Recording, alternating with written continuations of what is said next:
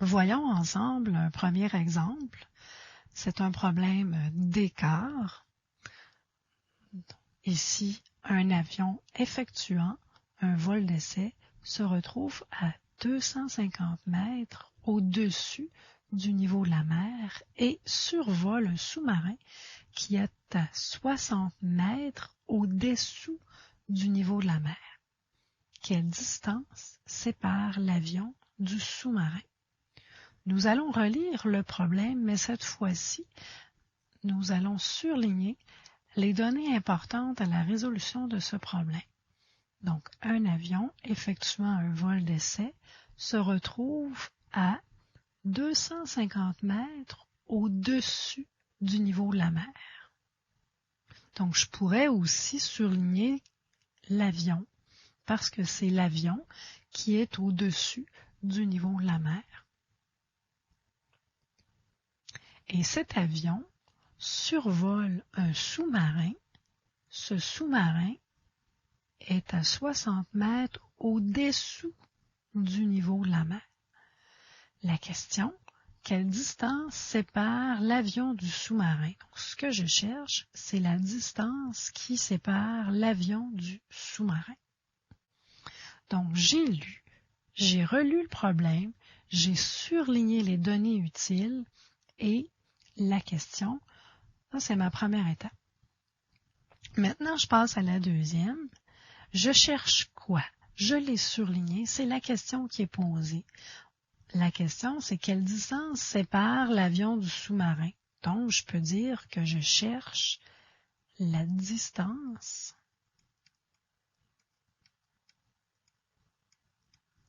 qui sépare l'avion du sous-marin. Je vais maintenant passer à la troisième étape, qui est la mathématisation. Donc, je mathématise. Ce problème de distance s'appelle un problème d'écart. Je veux trouver l'écart entre l'avion et le sous-marin.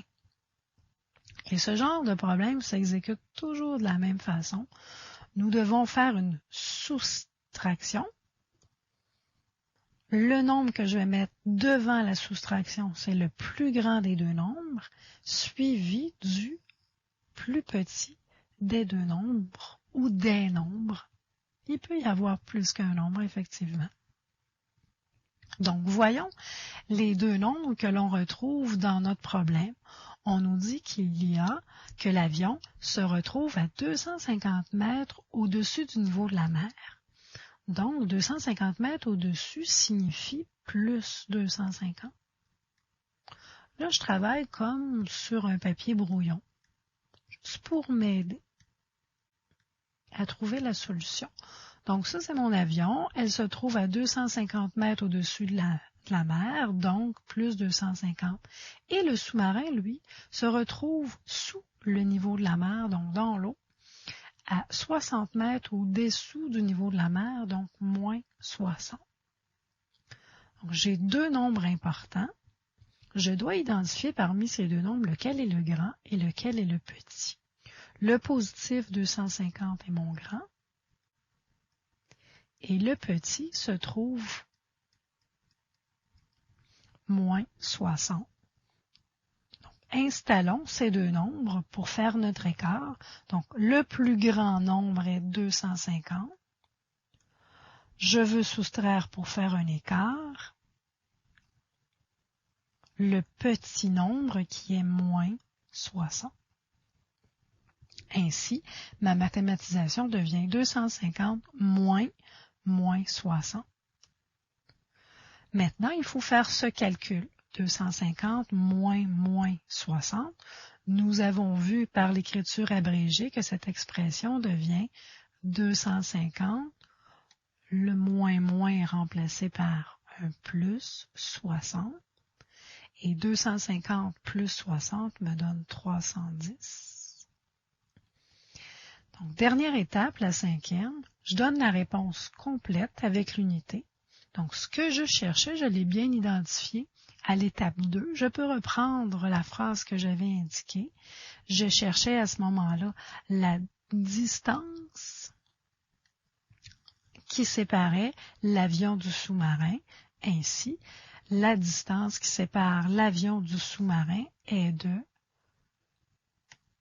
310 mètres. Voyez-vous l'unité? Donc 310 quoi? 310 mètres.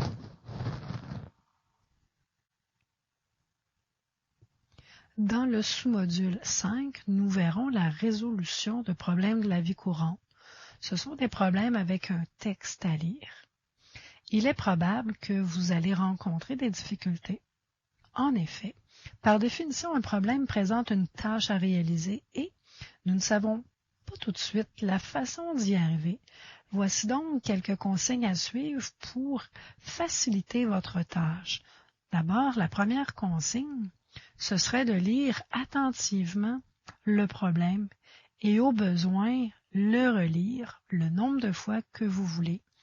À cette étape, vous pouvez dans votre texte surligner les données utiles et aussi la question. Vous pouvez aussi enlever ou rayer les données inutiles. À la deuxième étape, identifiez ce que vous cherchez par une phrase complète. À la première étape, vous avez surligné la question. Donc, vous pouvez maintenant formuler une phrase avec ce que vous cherchez. Et ceci se fait à la deuxième étape. Troisième étape, mathématiser ce que vous avez à trouver. Vous pouvez, à l'aide d'une ou de plusieurs opérations mathématiques, arriver à mathématiser. Quatrième étape, chacune des opérations que vous avez établies à l'étape 3 demande un calcul et c'est à l'étape 4 que vous allez faire ces opérations. Et finalement, donnez sous forme de phrase complète la réponse finale accompagnée de l'unité appropriée. Voyons maintenant ensemble un problème de moyenne. Donc, lisons le problème. Calculer le prix moyen d'une voiture intermédiaire à l'aide de la liste des prix d'achat de différentes marques de voitures de la même catégorie. Marque de voiture, Chevrolet, prix d'achat 22 500, Mazda, prix d'achat 25 800, Honda, prix d'achat le 27 600 et Toyota 26 500 et Chrysler 23 200. Nous allons relire le problème, mais cette fois-ci, nous allons surligner les données utiles et ce qu'on cherche. Donc, calculer le prix moyen. Donc, ce que je cherche, c'est le prix moyen d'une voiture intermédiaire à l'aide de la liste des prix d'achat de différentes marques de voitures de la même catégorie. Donc, d'un côté, nous avons les marques de voitures et de l'autre côté, les prix d'achat. Donc, j'ai lu 2 fois le problème. Ce que je cherche, c'est le prix moyen d'une voiture intermédiaire. Maintenant, l'étape 3 et l'étape 4, nous allons les faire simultanément. Il peut arriver qu'on doive faire ces 2 étapes en même temps, si vous voulez. Voyons l'exemple. Ici, ce que nous cherchons, c'est une moyenne. Et une moyenne se calcule à l'aide de 2 opérations mathématiques. Voyons la première opération. Elle consiste en l'addition de toutes les données. Ici, ce que je cherche, c'est le prix moyen, le prix moyen d'achat des voitures. Donc, ce que je vais faire, c'est que je vais faire la somme de tous mes prix d'achat. Donc, 22 500 plus 25 800 plus 27 600 plus 26 500 plus 23 200. Le résultat me donne 125 600. Pour vous aider à faire ce calcul, nous pouvons le faire sur un brouillon. Donc, si on le fait par le brouillon, 22 500 plus 25 800 plus 27 600 plus 26 500 plus 23 200. Donc, les 0 plus 0 plus 0 plus 0 donne 0. Également pour la deuxième colonne. Donc, faisons le total des centaines. 5 et 8, 13. 13 et 6, 19. 19 et 5, 24. 24 et 2, 26. Je pose 6, je retiens 2. 2 et 2, 2 et 2, 4. 4 et 5, 9. 9 et 7, 16. 16 et 6, 22. 22 plus 3, 25. Je pose 5, je retiens 2. Et 2, 4, 6, 8, 10, 12. Nous obtenons bien 125 600. Donc, voici la première étape pour calculer une moyenne. Faire l'addition de toutes les données. La deuxième étape est de prendre cette somme et de la diviser par le nombre de données. Ici, nous avons 5 données. Donc, nous allons prendre notre 125 600 divisé par 5, ce qui va nous donner 25 120. Donc, si vous pouvez, par cœur, si vous n'êtes pas capable de le faire, vous pouvez le faire sur un brouillon. Donc, la division par 5. Donc, je prends 12 pour commencer. 5 dans 12, il va 2 fois. 2 fois 5, 10. Il reste 2, j'abaisse 5. 5 dans 25, il va 5 fois. 5 fois 5, 25. J'abaisse le 6. 5 dans 6, il va 1 fois. 1 fois 5, 5. Il reste 1. J'abaisse le 0. 5 dans 10, il va 2 fois. 2 fois 5, 10. Il reste 0. J'abaisse le dernier 0. Et 5 dans 0, 0 fois. 0 fois 5, 0. Donc, j'obtiens bien 25 120. Ce nombre représente la moyenne, donc le prix moyen d'une voiture intermédiaire est de 25 120. 120 quoi? Dollars.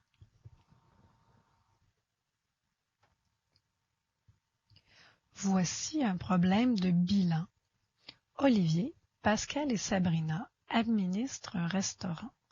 Voici le sommaire de leurs activités financières pour 4 jours. Lundi, 375 $ d'achat de nourriture et 925 $ de vente. Le mardi, 600 $ de vente et 110 $ dépensés à l'achat d'un appentis. Le mercredi, 300 $ de facture de nettoyage du tapis. Le jeudi, 425 $ de vente et 245 $ dépensés à l'achat de fleurs. Quel est le bilan de l'état de compte pour ces 4 jours? Nous allons relire le problème en surlignant les données utiles ainsi que la question. Olivier, Sabrina, Pascal administrent un restaurant. Voici le sommaire de leurs activités financières pour 4 jours. Le lundi, 375 $ d'achat. Donc, comme ce sont des achats, ce montant de 375 $ représente une dépense de 375 $. Il y a eu aussi 925 $ de vente. Le mardi, 600 $ de vente et 110 $ dépensés à l'achat d'un appentis. Le mercredi, 300 $ de facture. Ils ont dépensé 300 $ pour nettoyer le tapis. Le jeudi, il y a eu 425 $ de vente et 245 $ de dépensés à l'achat de fleurs. La question est, quel est le bilan de l'état de compte pour ces 4 jours? Donc, nous cherchons le bilan. Ainsi, nous avons lu et relu le problème en surlignant les données utiles ainsi que la question. Je cherche donc à faire le bilan. Le bilan des activités financières pour les 4 jours. À la 3e étape, nous allons la faire, cette 3e étape-là, en même temps que la 4e. Et pour ça, nous allons nous faire un tableau à 3 colonnes dans laquelle nous indiquerons dans la première colonne les jours, lundi, mardi, mercredi et jeudi. 2e colonne, les dépenses et 3e colonne, les revenus. Donc, le lundi, il y a eu 375 $ de dépensés pour l'achat de nourriture et 925 $ de vente. Le mardi, pour l'achat de nappes, il y a eu une dépense de 110 $ et ils ont vendu pour 600 $. Le mercredi, seulement une dépense pour faire nettoyer le tapis. Il y a eu une dépense de 300 $. Le jeudi, pour l'achat de fleurs, une dépense de 245 $ et une vente de 425 $. Nous voulons faire le bilan. Pour faire le bilan, il faut faire la somme entre les dépenses et les revenus. Donc, pour s'aider un peu, nous allons tout de suite calculer le total de nos dépenses. Donc, 5 et 5, 10, je pose 0, je retiens 1. 1 et 7, 8 et 1, 9. 9 et 4, 13. Je pose 3, je retiens 1. 1 et 3, 4 et 1, 5. 5 et 3, 8. 8 et 2, 10. Donc, 1030 de dépenses. Faisons la même chose avec nos revenus. Nous allons calculer le total des revenus.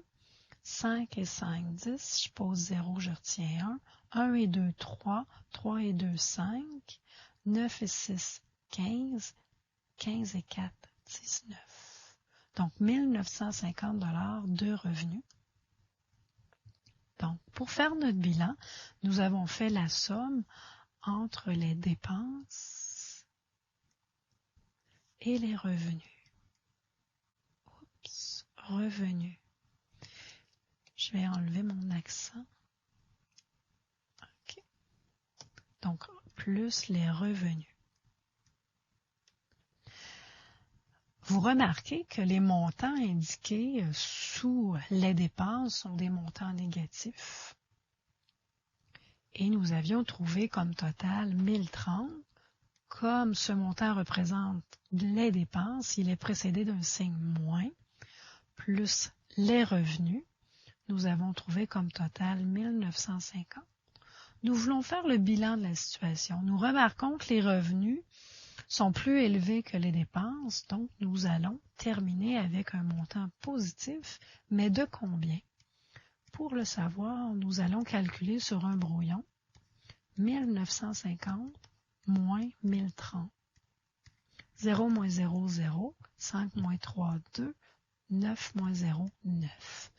Donc, 920 $ en plus, c'est-à-dire 920 $. Ainsi, le bilan financier est un profit de 920 $. Pourquoi un profit? Parce que nos revenus sont plus élevés que nos dépenses.